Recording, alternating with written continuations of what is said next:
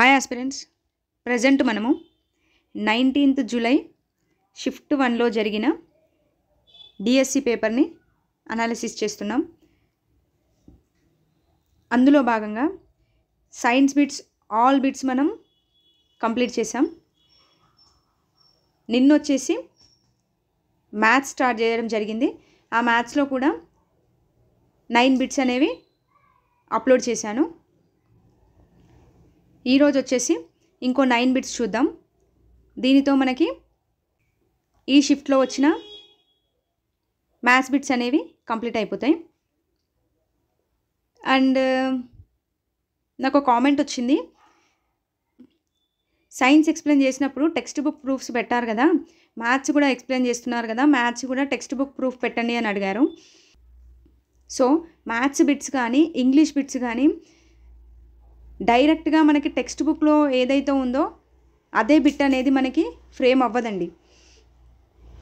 So maths వచ్చేసి ఏ విధంగా frame అవుతుంది అంటే, మ్యాథ్స్లో మనకి 3rd to 8th క్లాస్ వరకు ఎస్జిటికి. సో ఆ టెక్స్ట్ బుక్లలో ఇచ్చిన ఎవ్రీ కాన్సెప్ట్ని కూడా మనం ప్రిపేర్ అయి ఉండాలి. సో మనకి బిట్ అనేది ఆ కాన్సెప్ట్ని బేస్ చేసుకొని అక్కడున్న డిజిట్ని చేంజ్ చేస్తూ మనకి బిట్ అనేది ఫ్రేమ్ చేయడం జరుగుతుంది. సో మక్కీకి మనకు టెక్స్ట్ బుక్లో ఏదైతే ఉందో అదే బిట్ మనకు సైన్స్, సోషల్, తెలుగులో వచ్చినట్టుగా మ్యాథ్స్ అండ్ ఇంగ్లీష్లో రాదండి. ఓకే, ఆ టెక్స్ట్ బుక్లలో ఉన్న మ్యాథ్స్ టెక్స్ట్ బుక్లో ఉన్న ఎవ్రీ కాన్సెప్ట్ని కూడా క్లారిటీగా చదివి ప్రాక్టీస్ చేసి కాన్సెప్ట్ అనేది అండర్స్టాండ్ చేసుకోండి. ఓకే, సో ఈరోజు బిట్స్ చూసినట్లయితే ఈ బిట్ ఇచ్చారు, మిల్లీమీటర్ల నుండి కిలోమీటర్లకు వ్యక్తపరచండి అని. నెక్స్ట్ వచ్చేసి చతురస్రం యొక్క భ్రమణ సౌష్ఠవ పరిమాణం ఒకటి, నెక్స్ట్ మల్టిప్లికేషన్ ఒకటి, నెక్స్ట్ స్క్వేర్ రూట్ ఒకటి, నెక్స్ట్ పాయింట్స్లో నుండి ఒక బిట్ పడింది, నెక్స్ట్ చక్రవడ్డీ పైన ఒక బిట్టు, నెక్స్ట్ కామన్ ఫ్యాక్టర్ పైన ఒక బిట్టు, నెక్స్ట్ క్యూబ్ పైన ఒక బిట్టు, నెక్స్ట్ దీర్ఘచతురస్రాకార ఘనపరిమాణం మీద ఒక బిట్టు, నెక్స్ట్ వచ్చేసి స్టేట్మెంట్ పైన ఒక బిట్టు పడింది. ఓకే, సో ఇవే ప్రాబ్లమ్స్ వచ్చేసి మనం బోర్డు పైన డిస్కస్ చేద్దాం. ఓకే, ఫస్ట్ ఈ బిట్ చూడండి, ఏమిచ్చాడు మనకి 6 మిల్లీమీటర్లని కిలోమీటర్లలో రాయండి. ఓకే, 6 మిల్లీమీటర్స్ ఇచ్చాడు, దీన్ని మనం చేంజ్ చేయాల్సింది కిలోమీటర్లోకి చేంజ్ చేయాలి.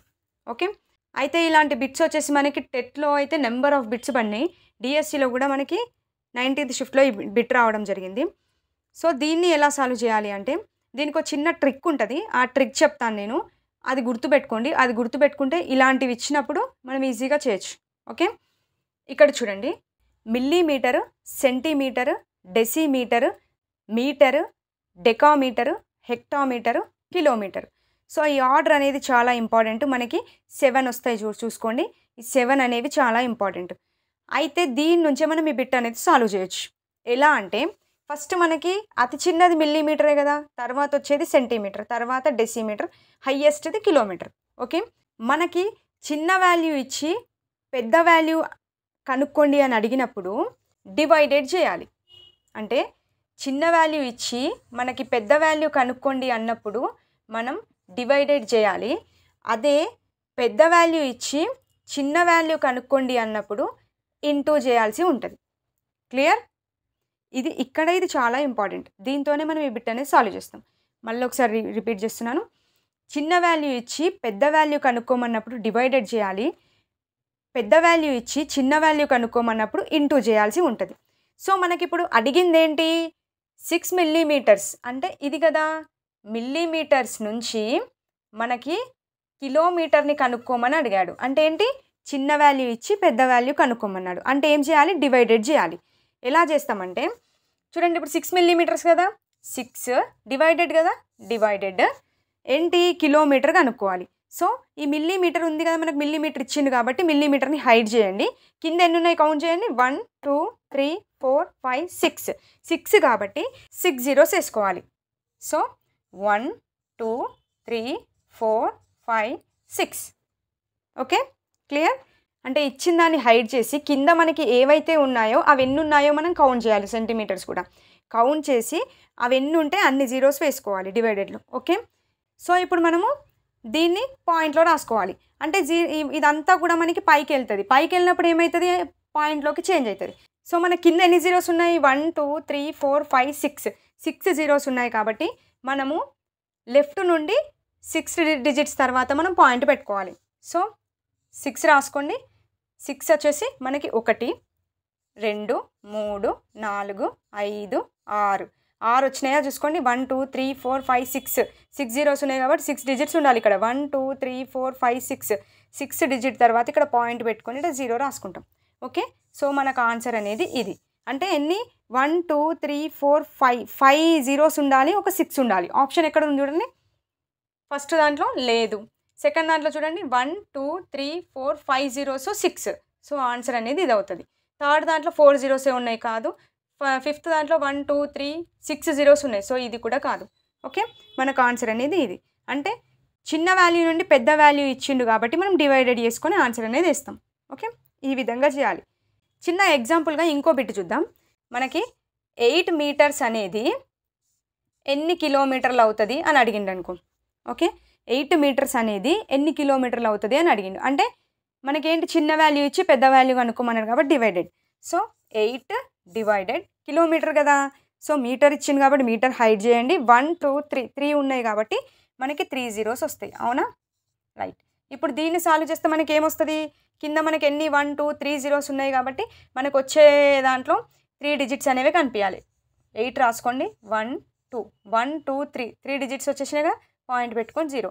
అంటే దీని ఆన్సర్ అనేది ఇది. ఓకే, ఈ విధంగా సాల్వ్ చేయాలి.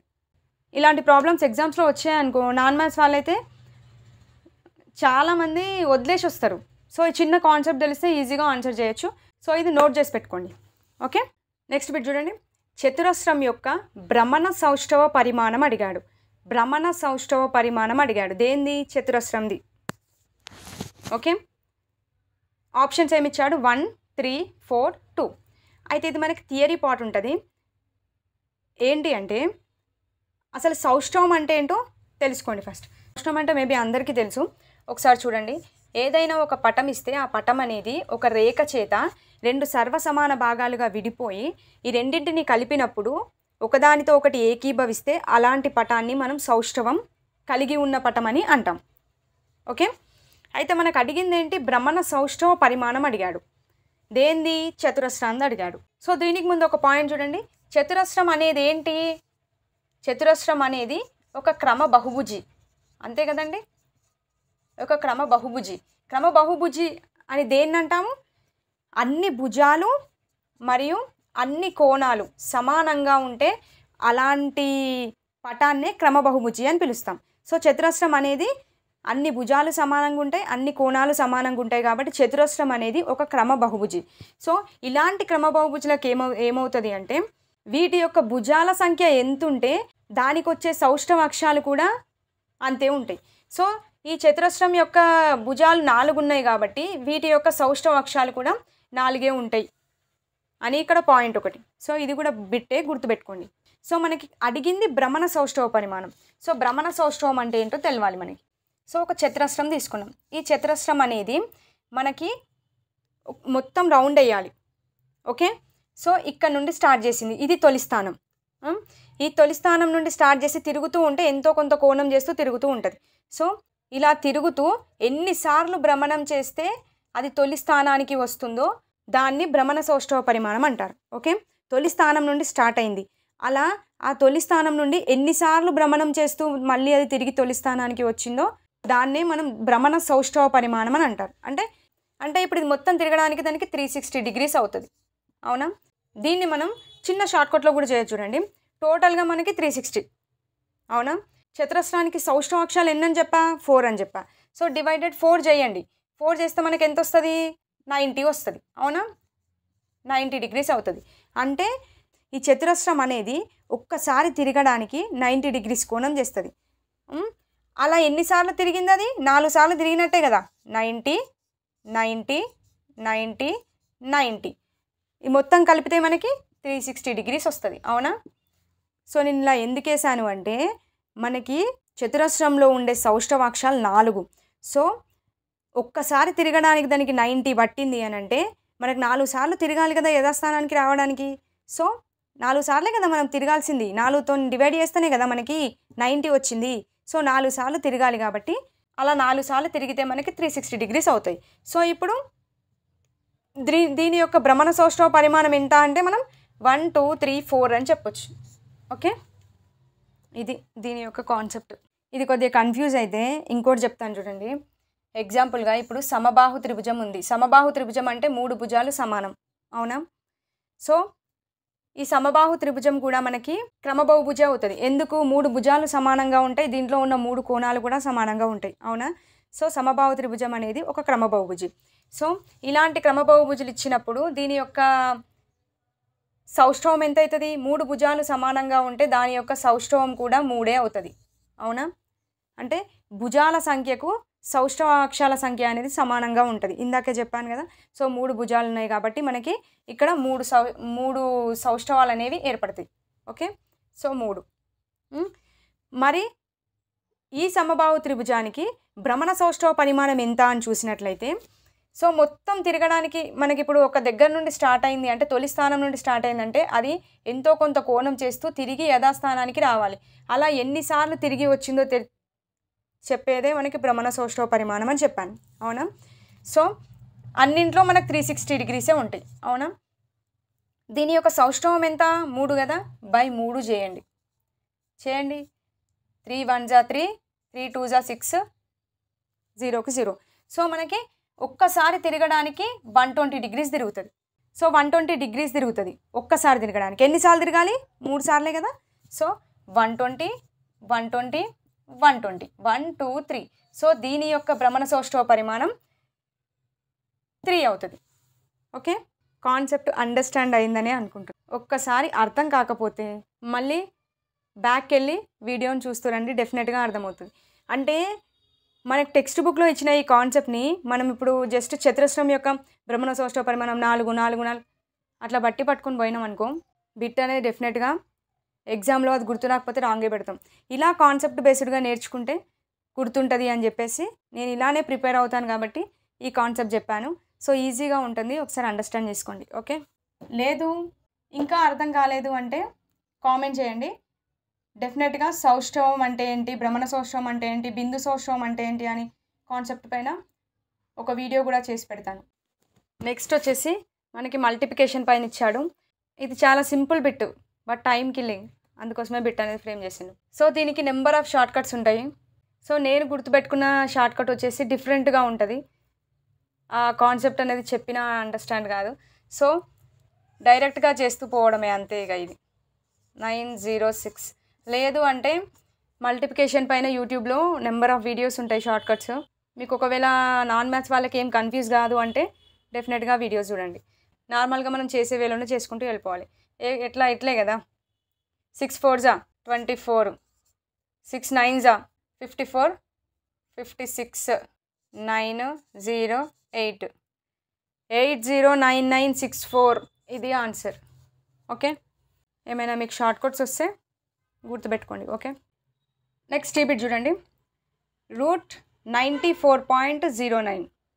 ఓకే, దీన్ని సాల్వ్ చేస్తే మనకి ఇందులో ఉన్న ఆప్షన్స్లో ఆన్సర్ అనేది వస్తుంది. సో ఈ లోపల ఉన్న దానికి మనం స్క్వేర్ అనేది కనుక్కోవాలి. నిన్న మనం క్యూబ్ కనుక్కోవడం చెప్పాను, వన్స్ ప్లేస్లో మనం ఏముంటే ఏం పెట్టాలి అని. సో స్క్వేర్కి కూడా మనకి ఇచ్చిన క్వశ్చన్లో వన్స్ ప్లేస్లో ఒక డిజిట్ వచ్చినప్పుడు మనకి స్క్వేర్లో మనకి వన్స్ ప్లేస్లో ఏమొస్తుంది అని చెప్పేసి వాటికి కూడా కొంచెం ట్రిక్స్ ఉంటాయి. సో అవి గుర్తుపెట్టుకోవాలి. చూడండి ఇక్కడ రాస్తాను చూసుకోండి. సో ఇప్పుడు మనకి ఇచ్చిన క్వశ్చన్లో 9 అనేది కనిపించింది. 9 అనేది కనిపించింది అంటే 9 ఎక్కడెక్కడ ఉంది చూడండి. 9 అనేది ఇక్కడ ఒకటి ఉంది, ఇక్కడ ఒకటి ఉంది. సో మనకి స్క్వేర్లో వస్తే ఒకట్ల స్థానంలో మనకి 3 రావాలి, లేదంటే 7 రావాలి. ఓకే, మనకి ఇచ్చింది ఇదే కదా, ఇది ఒక్కసారి చూసుకోండి. మనకి ఇచ్చిన డిజిట్కి స్క్వేర్ అనేది ఎలా కనుక్కోవాలి అని చెప్పేసి చిన్న షార్ట్ కట్ ట్రిక్ ఉంటుంది, నేను చెప్తాను చూడండి. ఫస్ట్ ఇచ్చిన నెంబర్ని రాసుకోండి డైరెక్ట్గా 9409. మనకు పాయింట్ అనేది పక్కన పెట్టేసేయండి, రాసుకోండి.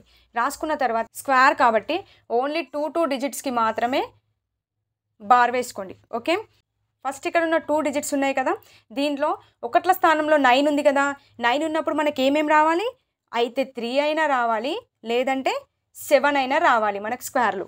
అవునా, క్లియర్ కదా ఇక్కడ వరకు. నెక్స్ట్ ఏంటి అంటే, నెక్స్ట్ ఉన్నది ఏంటి, 94 కదా, 94కి దగ్గరున్న స్క్వేర్ ఏది, ఎక్కువ ఉన్న స్క్వేర్ తీసుకోవద్దు, తక్కువ ఉన్న స్క్వేర్ తీసుకోవాలి. సో మనకేంటి 9 స్క్వేర్ తీసుకుంటే 81 వస్తుంది, 10 స్క్వేర్ తీసుకుంటే 100 వస్తుంది. ఎక్కువ ఉన్న దాన్ని తీసుకోవద్దు కాబట్టి 9 స్క్వేర్ తీసుకోవాలి. 9 స్క్వేర్ తీసుకుంటే ఏంటి మనకి 81 కాబట్టి 9 స్క్వేర్ తీసుకోవచ్చు. సో ఇప్పుడు 93 స్క్వేర్ చేస్తే మనకి ఈ ఆన్సర్ వస్తుందా, లేదంటే 97 స్క్వేర్ చేస్తే మనకి ఈ ఆన్సర్ వస్తుందా అని చూసుకోవాలి. సో ఈ రెండిట్లో మనం 9తో పాటు ఏది తీసుకోవాలి అని అంటే, ఇక్కడ ట్రిక్ చూడండి. 9 స్క్వేర్ అంటే మనకి 81 కదా, ఓకే. 9 తర్వాత మనకి ఏంటి 10 స్క్వేరే కదా, 10 స్క్వేర్ అంటే మనకి ఎంత 100. సో ఇప్పుడు 94 అనేది మనకి 81కి దగ్గర ఉందా, 100కి దగ్గర ఉందా, 100కి దగ్గర ఉంది. అంటే పెద్ద నెంబర్కి దగ్గర ఉంది కాబట్టి 9తో పాటు మనం 7ని తీసుకోవాలి. లేదు చిన్న నెంబర్కి దగ్గర ఉంటే 3 తీసుకుంటాం. పెద్ద నెంబర్కి దగ్గర ఉంది కాబట్టి 9కి 7 తీసుకుంటాం. సో మనకి 97 స్క్వేర్ చేస్తే మనకి 9409 అనేది వస్తుంది. ఓకే, ఇది స్క్వేర్కి షార్ట్కట్ ట్రిక్.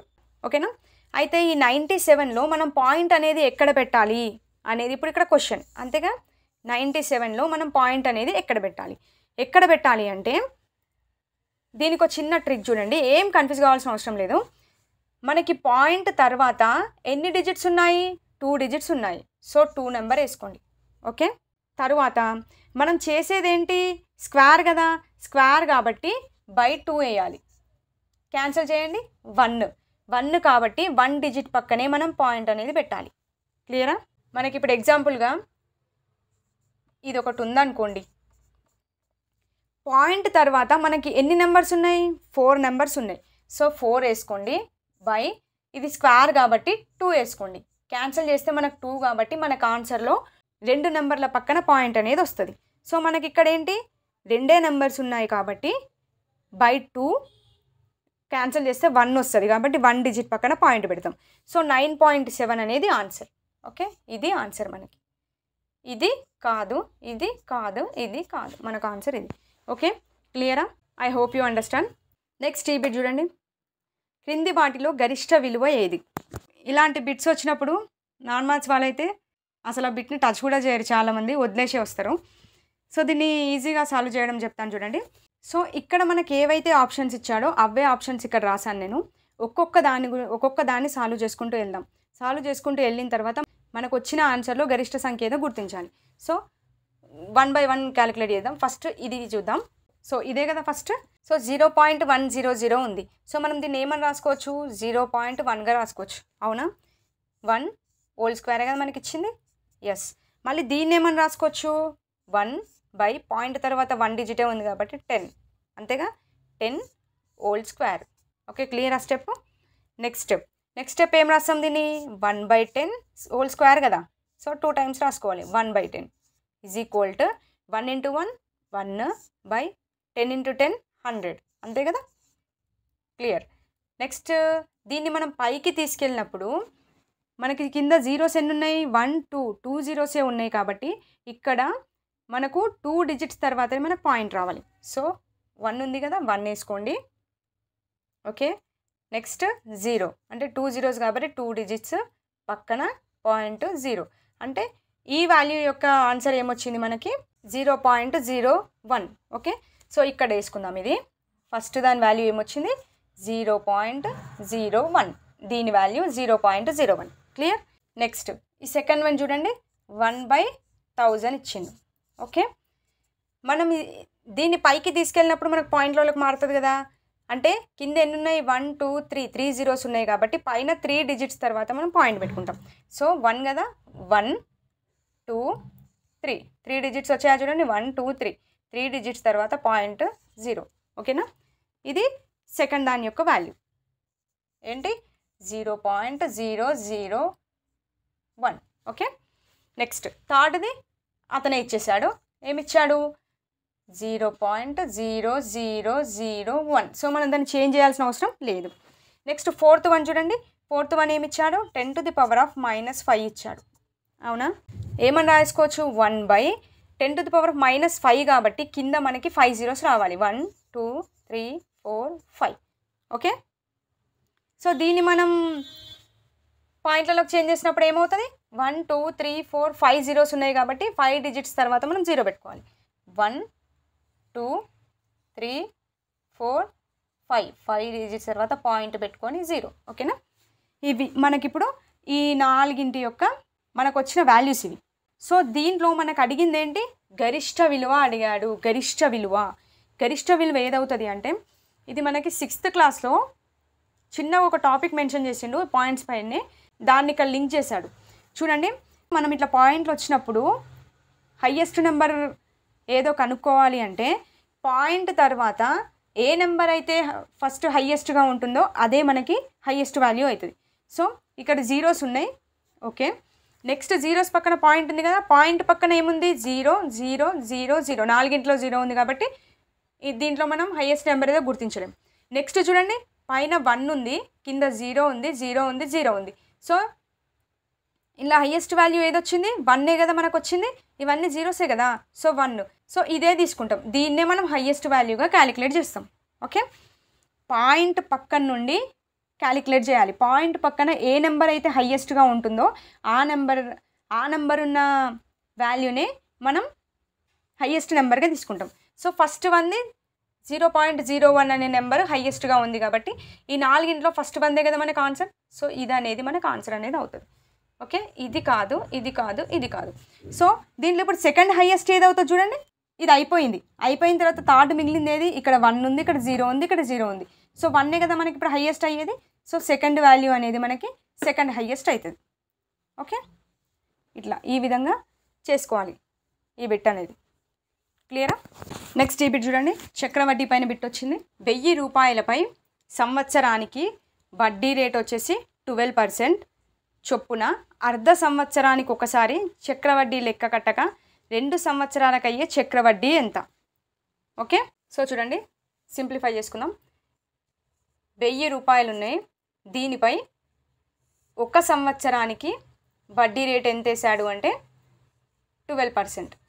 ఓకే, ఇది 1 yearకి 12%. సో అర్ధ సంవత్సరానికి ఒకసారి అన్నాడు అంటే హాఫ్ ఇయరే కదా, హాఫ్ ఇయర్ అంటే 6 months. 6 monthsకి ఒకసారి చక్రవడ్డీ లెక్క కట్టగా మనకి 2 సంవత్సరాలకి ఎంత అవుతుంది అని అడిగారు.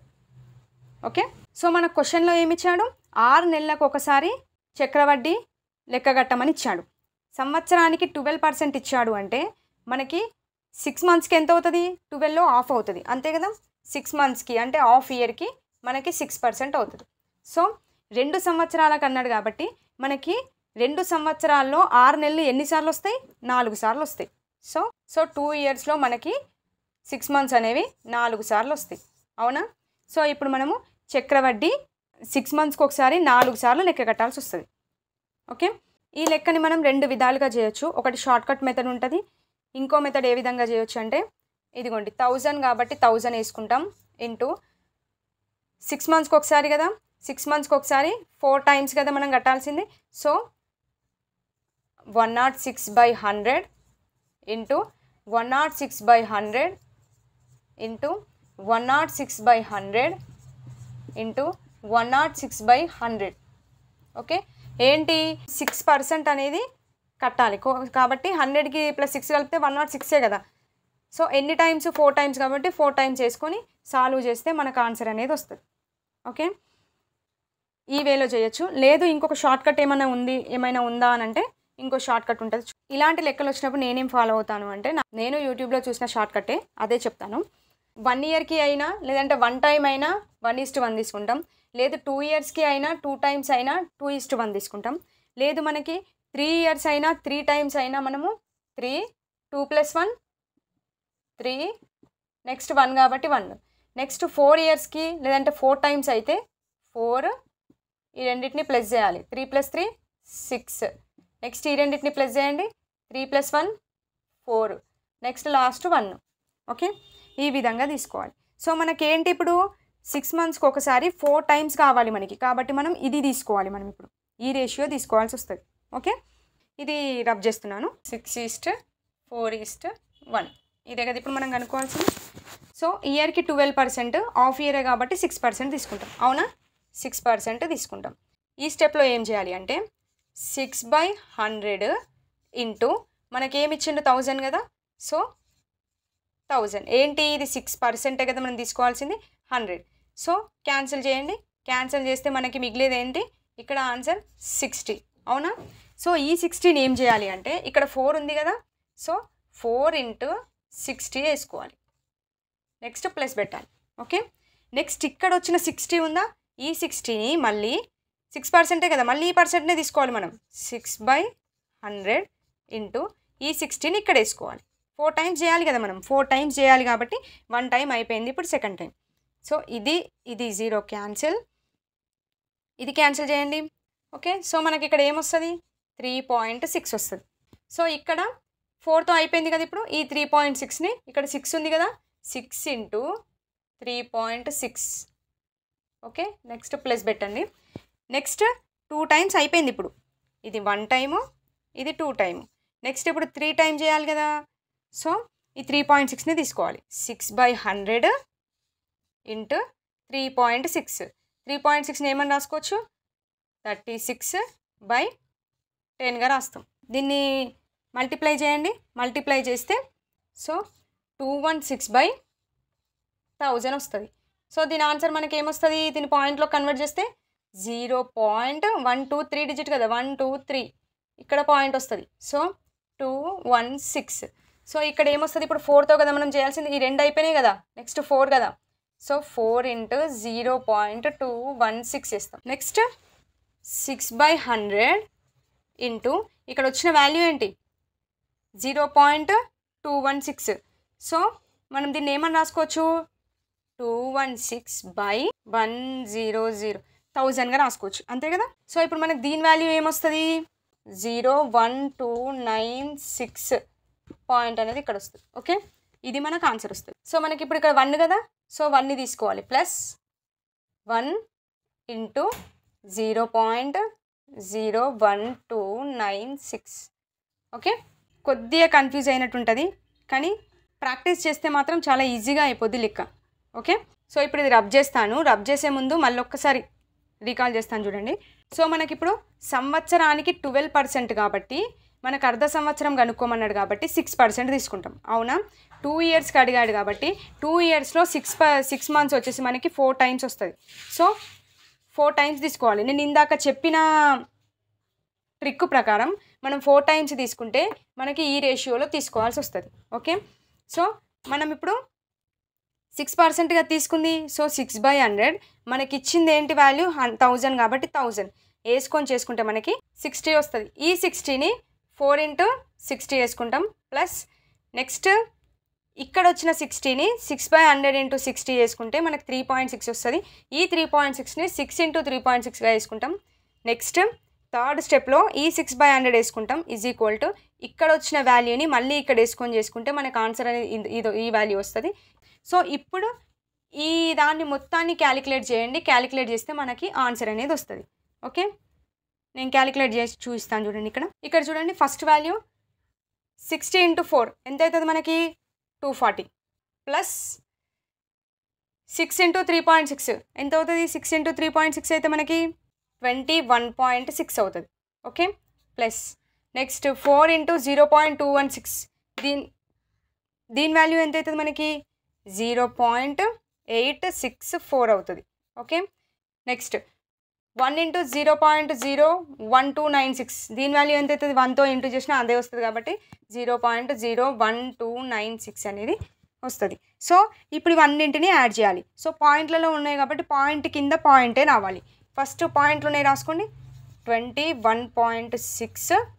ఓకే, నెక్స్ట్ వాల్యూ ఏంటి, 0. సో పాయింట్ కింద పాయింట్ రావాలి కాబట్టి 0.864. నెక్స్ట్ ఈ పాయింట్ ఉంది కదా, ఇది రాసుకోండి, 0.01296. నెక్స్ట్ 240 కాబట్టి పాయింట్ ఏం లేదు కాబట్టి 240 ఇక్కడ పాయింట్ పెట్టుకొని జీరోస్ రాసుకోవచ్చు. ఓకే, సో ఇవన్నింటిని యాడ్ చేయండి, మనకు ఆన్సర్ వస్తుంది.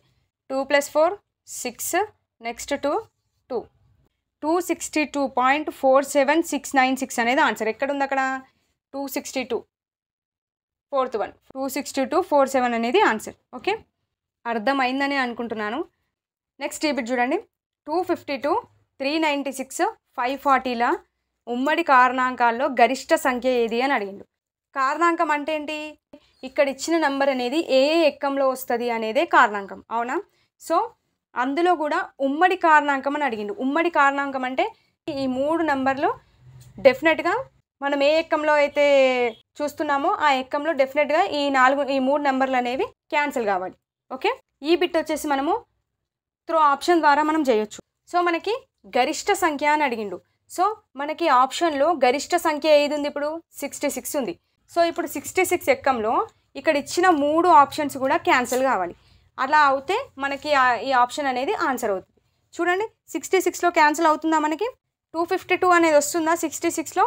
66 4 మనకి ఎంత అవుతుంది అంటే 264 అవుతుంది. సో మనకు 252 ఇచ్చింది కాబట్టి ఫస్ట్లోనే మనకు క్యాన్సిల్ కాదు. తర్వాత మిగిలిన ఈ 2 నెంబర్లు క్యాన్సిల్ అయినా మనం తీసుకోవాల్సిన అవసరం లేదు. ఎందుకంటే డెఫినెట్గా ఇచ్చిన నెంబర్ అనేది 3ని క్యాన్సిల్ చేయాలి. ఎందుకంటే ఉమ్మడి అన్నాడు కాబట్టి 3ని క్యాన్సిల్ చేయాల్సి ఉంటుంది.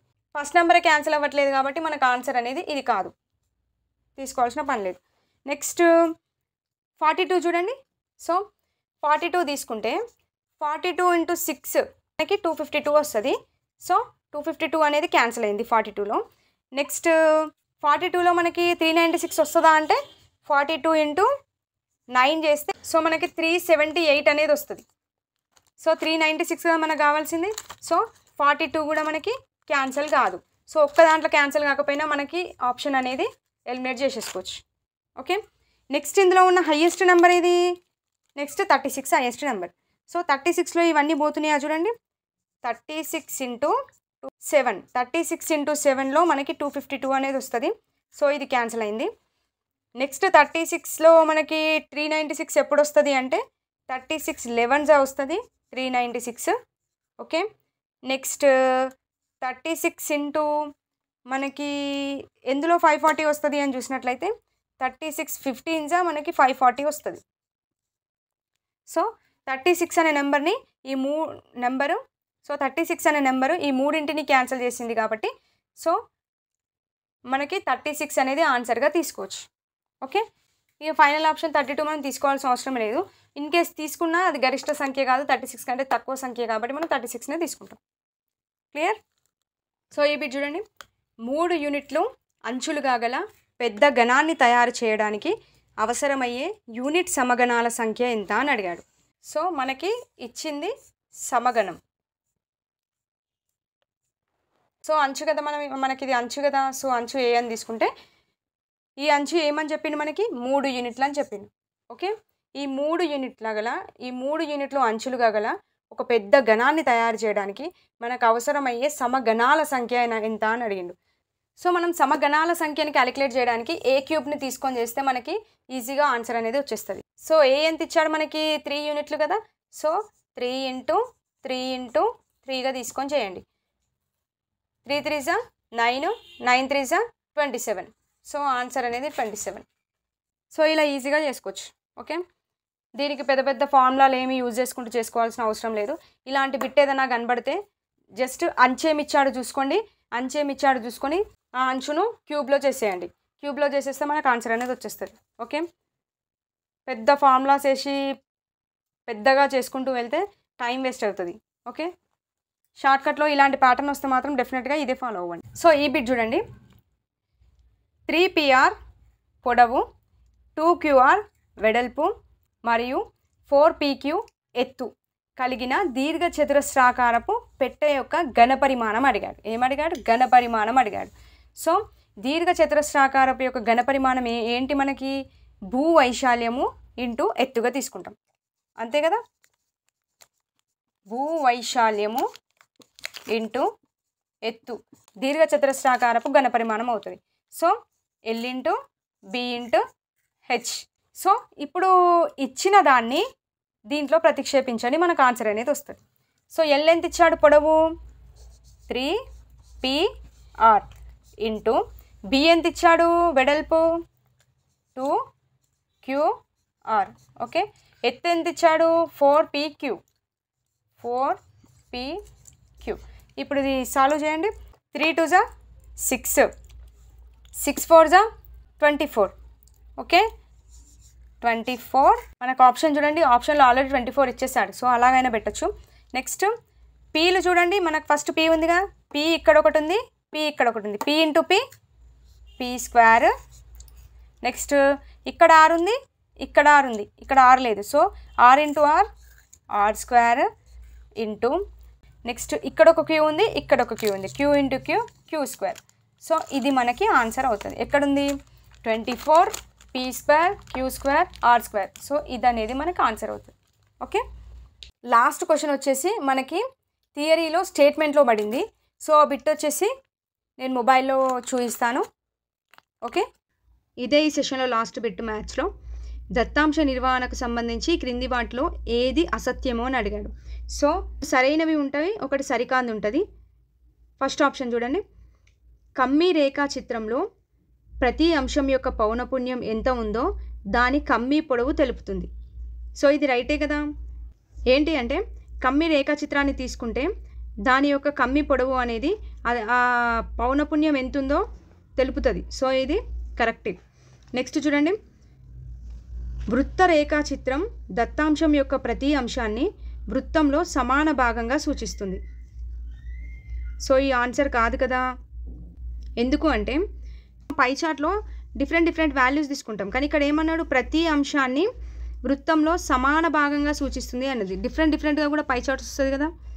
సో ఆప్షన్ ఇది కాదు. నెక్స్ట్ చూడండి, పటచిత్రంలో దత్తాంశం యొక్క పౌనపున్యాన్ని సూచించడానికి పటాలు లేదా గుర్తులను ఉపయోగిస్తారు. ఎస్, పౌనపున్యాన్ని సూచించడానికి పటచిత్రంలో డెఫినెట్గా పటాలను గుర్తులను ఉపయోగిస్తారు. నెక్స్ట్ చూడండి, ఒకే దత్తాంశమునకు నిర్మించిన సోపాన రేఖాచిత్రం మరియు పౌనపున్య బహుభుజుల వైశాల్యాలు సమానం. ఎస్, ఇది కూడా ఆప్షన్ కరెక్టే. ఈ స్టేట్మెంట్స్ అనేవి మనకి టెక్స్ట్ బుక్లో 8th క్లాస్ టెక్స్ట్ బుక్లో పౌనపున్య విభాజన పట్టికలు రేఖాచిత్రాలు అని ఒక టాపిక్ ఉంటుంది. ఆ టాపిక్లో మనకి ఎండింగ్ పేజెస్లో ఇలాంటి స్టేట్మెంట్స్ ఇస్తాడు. సో ఒకసారి చూసుకోండి. ఓకే, అలా సో అక్కడ నుండే ఈ బిట్ అనేది ఫ్రేమ్ అయింది. ఓకే, సో ఈ రోజుతో 19th షిఫ్ట్లో వచ్చిన మ్యాథ్స్ అనేది టోటల్గా కంప్లీట్ అయిపోయింది. నెక్స్ట్ వీడియోలో సోషల్ అనేది స్టార్ట్ చేద్దాం. ఓకే, వీడియో మీకు యూస్ఫుల్గా అనిపిస్తే మాత్రం డెఫినెట్గా ఒక లైక్ అయితే చేయండి. Thank you for watching.